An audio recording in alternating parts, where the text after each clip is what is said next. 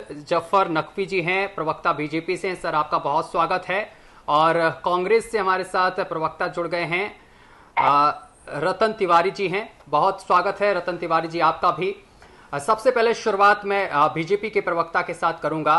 सैयद जफर नकवी जी, क्या लगता है जिस तरीके से 400 पार का एक तरफ नारा भी दिया जा रहा है और प्रधानमंत्री नरेंद्र मोदी की तरफ से गारंटी भी दी जा रही है, किस तरीके से और क्या रणनीति है?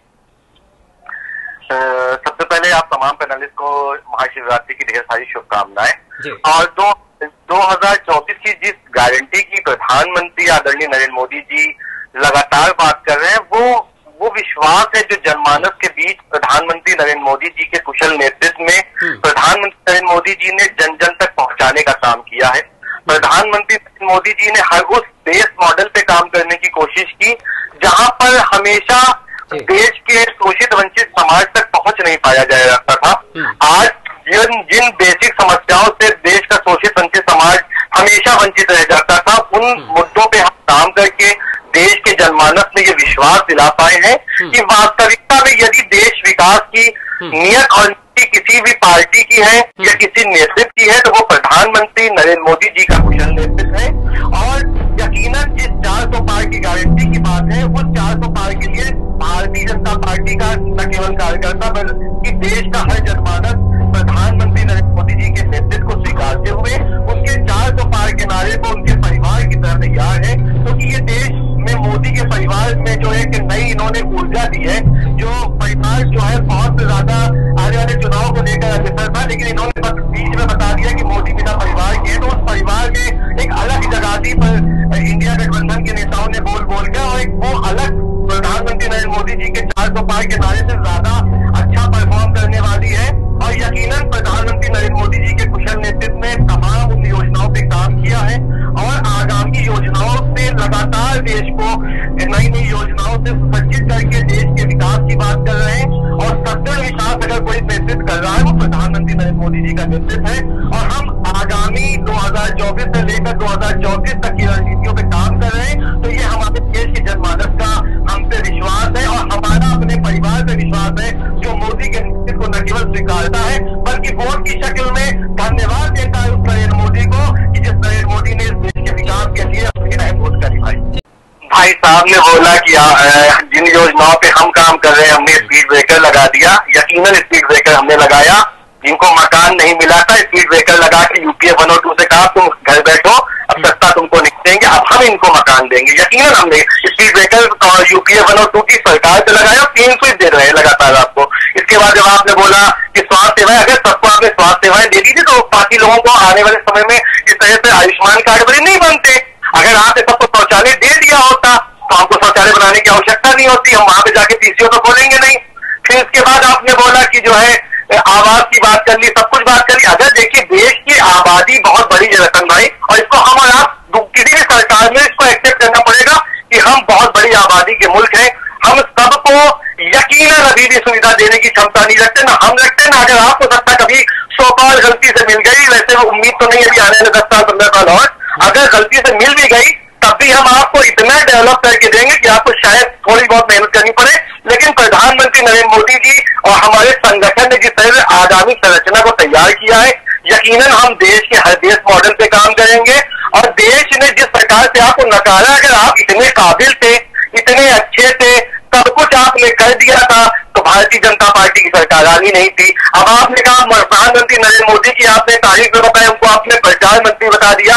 ये भारतीय जनता पार्टी की खूबसूरती है संगठन की कि बड़े से बड़ा नेता भी जब चुनाव की बात आती है तो वो एक आम कार्यकर्ता बनकर पार्टी के लिए पक्ष में, उसके लिए पार्टी के लिए आगामी जो रणनीतियों को जनता के बीच पहुंचाने का काम करता है। ये हमारे संगठन की बहुत खूबसूरती है मेरे भाई। मैं अब आप राहुल गांधी पे भी आप मैं कहूंगा, राहुल गांधी क्यों घर घर चले गए, राहुल गांधी क्यों गली गली टहल रहे, तो आपका राहुल गांधी जो प्रचार मंत्री उसको जनता नहीं स्वीकार कर रही, हमारा प्रधानमंत्री है उसको स्वीकार भी कर रही, जनता वोट भी कर रही, जनता की इंस्पेक्ट भी दे रही और ऐसे ही देती रहेगी। हम यूं ही सत्ता में आते रहेंगे। तो मेरे भाई रतन तिवारी जी, आपको मैं बहुत बहुत जो है साधुवाद देता हूं कि आप अभी भी बात हैं, आपकी सोच अच्छी है, आप पॉजिटिव एनर्जी में काम करते हैं, गलत पार्टी में है, पार्टी आप बदल लीजिए, आपसे बेहतर कोई इंसान नहीं है। बहुत सम्मान करता हूँ, लेकिन राहुल गांधी वादा करता है कांग्रेस में और किसी की हैसियत और औकात नहीं है कि वो मैनिफेस्टो पर रिजाइन कर देता है। तो जब हम परिवार पे टिप्पणी कर देंगे तो सबसे पहले ये मोदी जी के परिवार पे टिप्पणी कर देते हैं।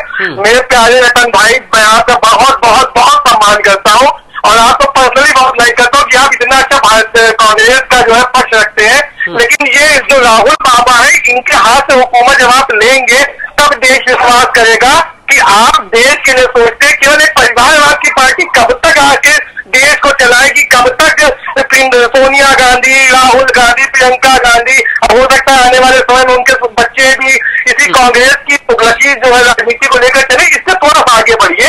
हम प्रधानमंत्री नरेंद्र मोदी जी के कुशल नेतृत्व को स्वीकारते क्यों है?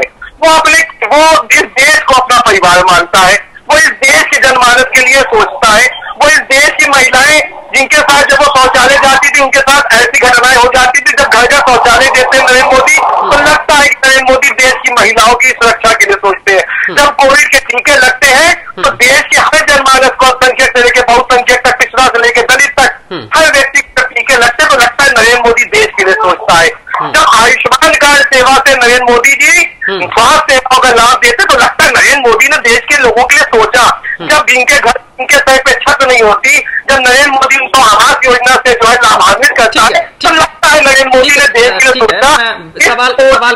इस सोच के हिसाब से यदि हमारी विपक्षी पार्टी, मैं उसका बड़ा सम्मान करता हूँ क्योंकि विपक्ष, एक मजबूत विपक्ष लोकतंत्र की खूबसूरती होती है। मैं चाहता हूँ कि आप लोकतांत्रिक तरीके से देश के लोगों को बताएं। तो आपने तो गारंटी दी पर्चा लीक पे, पर्चा लीक आपकी सरकार में और हमारी सरकार में तो जांच दोनों लोग कर रहे थे। कुछ ऐसा तथ्यात्मक वर्णन कीजिए, कुछ ऐसे तथ्यात्मक पॉइंट लाइए जिसमें जनता को सुने। कब तक मोदी को गालियां देते रहेंगे, कब तक भाजपा की नीतियों के खिलाफ बोलते रहेंगे? व्यक्तिगत तौर पे आपकी क्या रणनीति है, देश हित में आपकी क्या सोच है, इसको जनता सुनना चाहती है। जफर जी, फाइनल प्रतिक्रिया दीजिए। देखिए, हमारी पार्टी का जो स्लोगन है, हम सबके साथ सबके विकास और सबके विश्वास की रणनीति से ही काम करते हैं। हमें किसी प्रकार की सो कॉल्ड रणनीतियों से, इनकी आइडियोलॉजी से वैसे भी कोई मतलब नहीं, क्योंकि जनता सब कुछ जानती है, जनता जनार्दन ही सब कुछ है। अभी भाई साहब ने बोला कि लोकतंत्र के महापर्व में जो जनता ने सोचा है रिजल्ट इसी में आएगा और यकीनन हम 400 पार की जिस सोच के साथ आगे बढ़ रहे हैं और यकीनन हम उस 400 पार के टारगेट को अचीव भी करेंगे और पॉजिटिव एनर्जी के साथ देश विकास की, देश हित की बात भी करेंगे। और किसी भी प्रकार के इस तरह के विपक्ष की आइडियोलॉजीज को न जनता स्वीकारने वाली है, क्योंकि यदि स्वीकारना होता तो समय बहुत सा स्वीकार लिया जाता। और इस प्रकार की जो सोफा रणनीतियां चल रही है देश विरोधी और सनातन विरोधी, इन पे हमने कुठाराघात किया है और इसका जवाब है कि आज ये इसी तरह से सत्ता से बाहर है और यकीनन सत्ता से बाहर रखा जाएगा। बहुत शुक्रिया आप दोनों का।